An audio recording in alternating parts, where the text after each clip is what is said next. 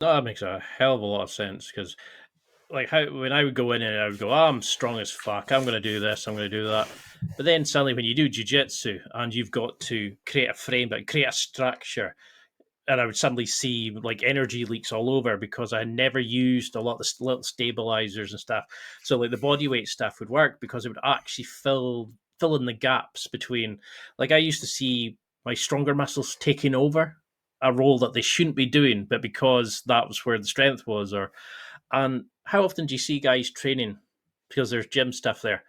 They don't know how to squat properly. There's no depth. They don't know how to like put their ankle, raise their feet on plates to get a wee bit better. And it's dangerous because there's not a lot of induction stuff there for Mm, athletes. So they're yeah, actually building in bad movement patterns and things. And sure.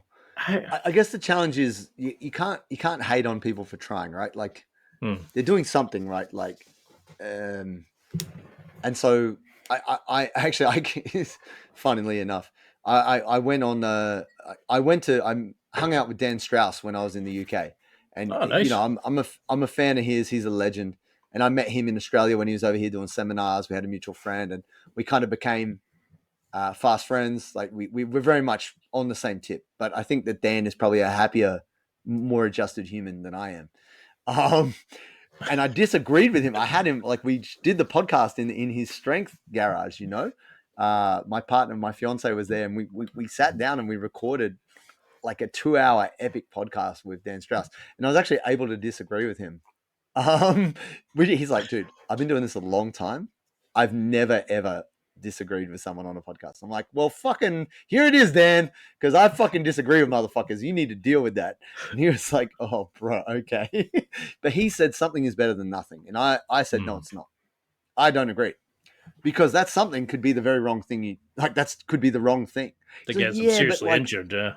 yeah, but swimming is better than not swimming. And I'm like, no, the fuck it isn't. You'd be better off walking. And he's like, yeah, but something's better than nothing. I'm like, no, I just don't fucking agree with that. Because in truth, it's important for you to do the analysis to identify what is the appropriate course of action because you are going to waste time. Your life is fucking short. Don't waste time. Now, this doesn't mean it has to be perfect, but you need to identify something which is helpful. So people are like, oh, I'll do gi pull ups. That's good for jujitsu. Sort of, but really, maybe your forearms are overworking and that's why your elbows hurt. And maybe doing more flexion and rounding is not what your body needs. So that's why you got to talk to somebody who knows better than you. And it's just having enough humility to know the limits of your knowledge. So if you just don't fucking know, that's okay. You got to talk to someone who does. You don't know what you don't know. And that's true in jiu-jitsu knowledge. So you ask your coach, hey, I don't know how to do this thing. When the coach goes, is there any questions? And no one asks any questions.